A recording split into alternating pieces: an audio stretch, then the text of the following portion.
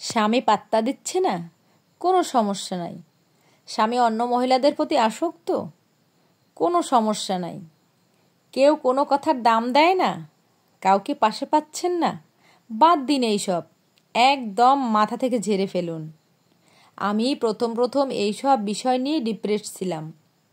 সবশেষে ভাবলাম এইভাবে চলতে থাকলে মরা লাশের মতো বাঁচতে হবে। তারপর চিন্তা করলাম এগুলো সব মিথ্যা, মায়া, মোহ, ঘোর। মরার পর কোনো আপন মানুষই যাবে না সাথে। তাহলে কেন তাদের জন্য কয়েকদিনের এই জীবনে কষ্ট নিয়ে বাঁচব? যে যা করছে করুক, নিজে কিসে ভালো থাকবো সেই চিন্তা করব এখন থেকেই। যেই ভাবা সেই কাজ। নিজেকে সময় দিই, এখন নিজের যত্ন নিই। যেহেতু আমি মুসলিম, সেহেতু নামাজে মনোযোগী হওয়ার চেষ্টা করছি।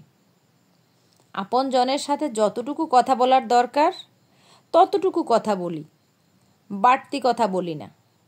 স্বামীর থেকে নিজের ভরণ পোষণের যা খরচ দরকার তা আদায় করে নেই। সে এখন কি করলো, কার সাথে কথা বলল তা নিয়ে চিন্তা করি না। বিশ্বাস করেন, এখন খুব ভালো আছি, মানসিকভাবে খুবই শান্তিতে আছি। অনেকে এইসব আপন মানুষের জন্য ডিপ্রেশনে ভুগছেন। তাদের বলছি, আমার মতো করে এইসব কাটিয়ে উঠতে শিখুন। যখনই মনে আসবে আপনি খুব একা, কাউকে দরকার, ভালোবাসা দরকার, তখন এই কথাটা ভাববেন, দুনিয়ায় একা আসছেন, একা যেতে হবে। যাদের জন্য ভাবছেন তারা আপনার সাথে যাবে না। বেঁচে থাকতেই যারা মূল্যায়ন করলো না, আপনি মরলেও কারো যায় আসে না। তাই নিজের জন্য বাঁচুন। নতুন বছর নিজেকে নিয়ে নতুন করে ভাবুন। আমাদের মেয়েদের প্রত্যেকের জীবনে কিন্তু এই কথাগুলো বাস্তব এবং সত্যি। আমরা সবসময় অন্যকে নিয়ে চিন্তা করতে করতে নিজের সুন্দর সময়গুলো, সুন্দর মুহূর্তগুলো আর উপভোগ করতে পারি না। সবসময় ডিপ্রেশনে ভুগি। আর বড় সমস্যা আমাদের যেটা হচ্ছে, অন্যদের থেকে আমাদের প্রত্যাশা অনেক বেশি থাকে। আমাদের নিজেদের সুখ, নিজেদের ভালো লাগা, নিজেদের ভালো থাকাটা মনে হয় কি অন্যের হাতে। নিজের জীবনটা আমার, কিন্তু আমার জীবনের চাবি থাকে অন্যের হাতে। এই কারণেই কিন্তু আমরা বেশি কষ্ট পাই, বেশি ডিপ্রেশনে চলে যাই। কিন্তু জীবন আপনার, আপনার জীবনের চাবি আপনার কাছেই থাকবে।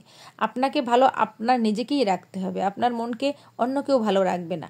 নিজের মনকে সবসময় নিজেকেই হাসি খুশি রাখতে হবে। এর জন্য অনেক বেশি ব্যস্ত থাকতে হবে, অনেক বেশি কাজের মধ্যে থাকতে হবে।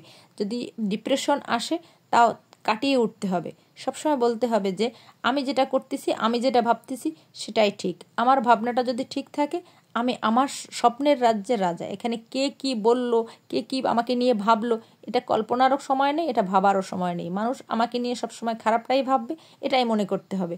কিন্তু সেই ভাবনায় আমাকে বসে থাকলে হবে না। আমি যদি মনে করি যে আমি ঠিক করতেছি এবং আমার ভাবনাটা যদি সঠিক থাকে, সেভাবে এগিয়ে যেতে হবে ইনশাআল্লাহ।